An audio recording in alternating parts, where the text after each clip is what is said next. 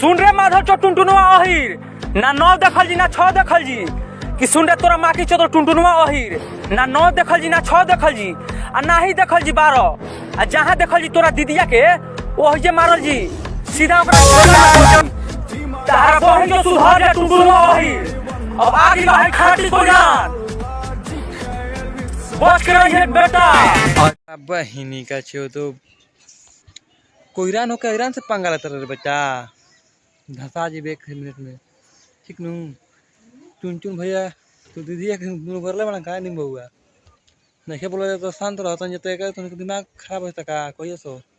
1 minute में सुधार दे सुन लेते कोईरा नहीं सुन सारा हाथ ना बोल देते रिस हैरान के ऊपर और चुन चुन यादों के ऊपर साले गाड़ी में बांस छल दम बहन छरू पावर बताओ मिल रहा जिला में सब पावर एक में तो निकल जी इतना बचे खून गरम नहीं होगा सब गर्मी निकाल दो ठीक नू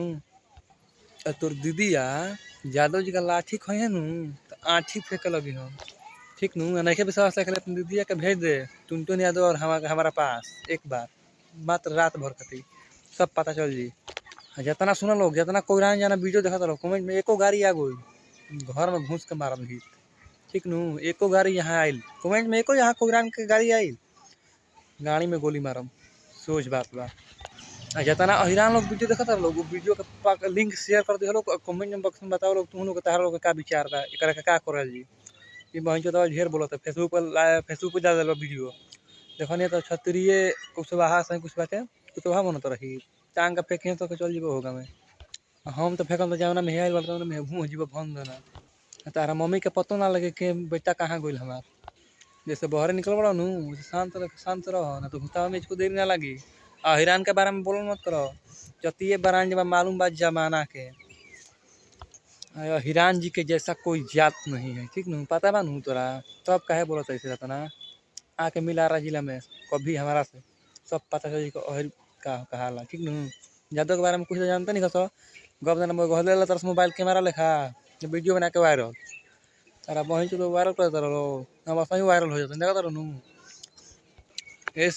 यही से बड़ा इलायची खा के आज बनी तोरे लाइव तनु गाला साफ करके बोली ठीक नू तो जेकर वीडियो पसंद आयल हो तो हमारे तूफान न्यूज भोजपुरी चैनल के सब्सक्राइब करी खास के थोड़ा ढेर जातिवाद विरोधी वाला फैलता अब बहुत दुख के बात हो बाकी आज की टुनटुन लोग जो गाना रहे